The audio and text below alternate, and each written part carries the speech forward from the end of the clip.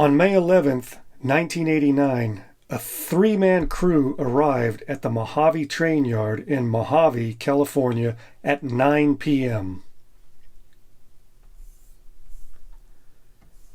That's this location here. They boarded 3 linked engines. After they could not get the lead engine started, they were instructed to attach a 4th working engine in front of the dead engine. They rolled out of Mojave at 12:15 a.m. on May 12th. They headed south to a siding named Fleta. While there, they picked up 69 train cars filled with a mineral called trona. Each car was said to be carrying 100 tons of the mineral. The train was met by 2 helper engines that attached to the back end near a place called Oban.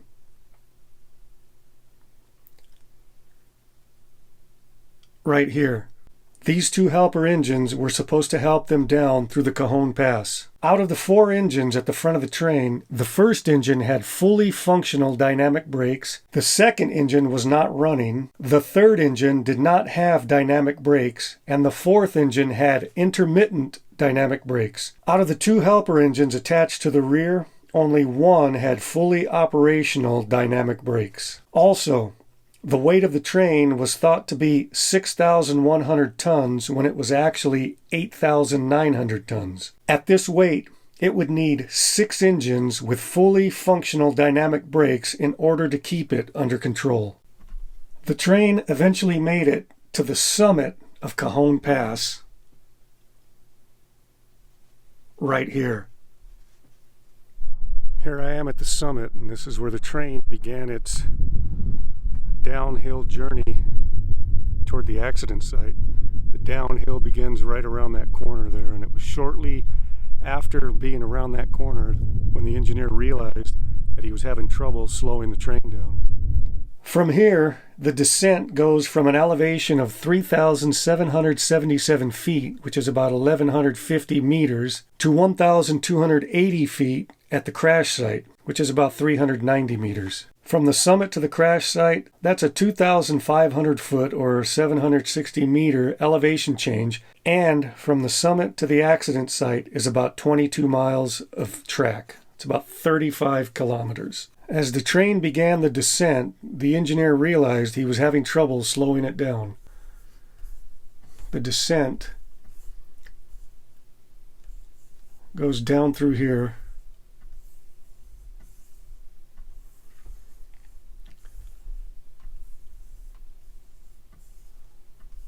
All the way through here. This is called Sullivan's Curve. The tracks that he was on were the ones right here that the hand is on. All the way down through here. 22 miles, or like I said, 35 kilometers.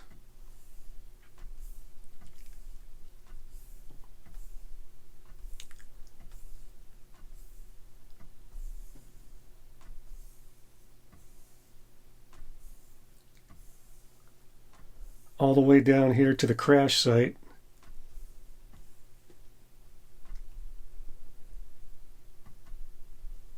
Which is right here. Duffy Street Historic Site. On the way down, the engineer eventually applied emergency brakes and air brakes, but the train was too heavy for the amount of braking power they had available. Now, as the train approached this curve here, off of this straightaway, it reached a maximum speed of 110 miles an hour. That's 180 kilometers per hour. And at 7:36 a.m., the engines derailed and went down the embankment, and the rest of the train followed. Went down right about through here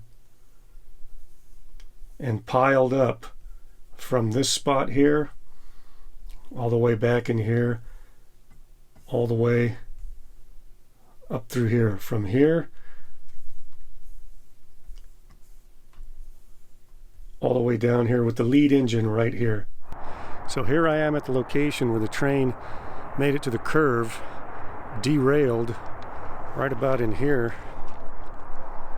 And the lead engine ended up right over there with the other 3 stacked up behind it, right in here. And the rest of the train demolished the 7 houses that were in this field right here. And the train piled up with all its ash, and then the 2 helper engines in the back, they were still on the tracks right back there, also derailed. Inside one house, 7-year-old Tyson White and 10-year-old Jason Thompson were killed. Also killed were conductor Everett Crown, 35, and brakeman Ellen Reese, 43. Now here I am standing at the location where the lead engine was found. Yeah, it was laying right about here on its left side.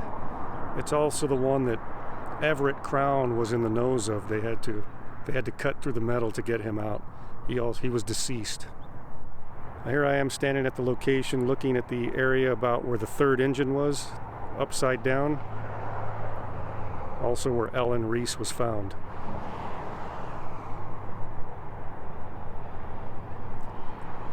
So you had the lead engine here, 2nd engine right behind it, and the 3rd engine right about here. 4th engine was over here. There was nobody in it. At the address of 2326 Duffy Street, 13 hours later, a 24-year-old man named Christopher Shaw was discovered underneath the pile of his completely demolished home. That home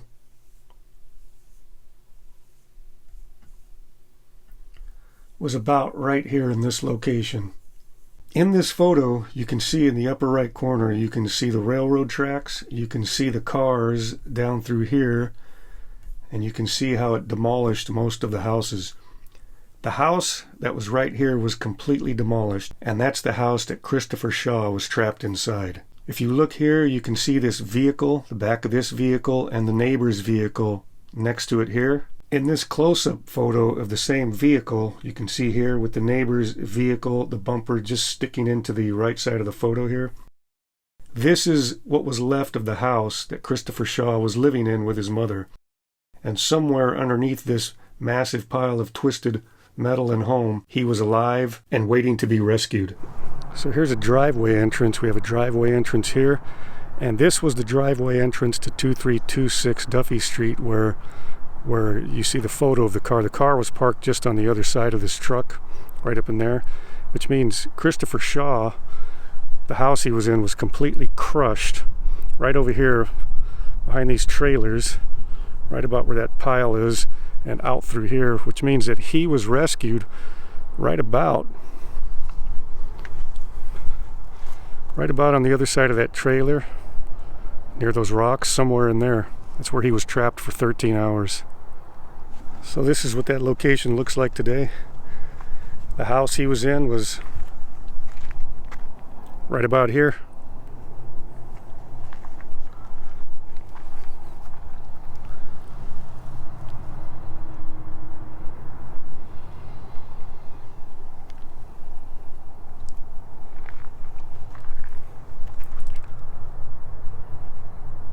Cleanup began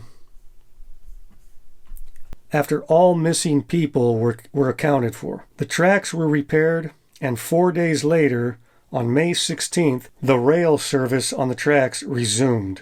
As part of the cleanup, a backhoe that was used for cleanup accidentally contacted a petroleum liquid gas line that ran along the tracks right through here, underground, right in here. They say this gas line runs from Los Angeles to Nellis Air Force Base in Las Vegas, and that it has 1,600 pounds per square inch of pressure. 13 days later, on May 25th at 8:05 a.m., the part of the pipe contacted by the backhoe could no longer handle the 1,600 pounds per square inch of pressure, and it ruptured. Liquid gas spewed up to 300 feet in the air. So here I am at the location where they say the gas pipeline ruptured. They say it happened right about here where the gasoline shot up in the air about 300 feet, creating raining down gas and fumes. And what they think happened is that a pilot light on a water heater in one of the nearby houses ignited the fumes and everything exploded. And as you can see here, photos taken at the time give an excellent depiction of what the gasoline looked like once it was ignited and what the area looked like after a bunch of the houses caught on fire.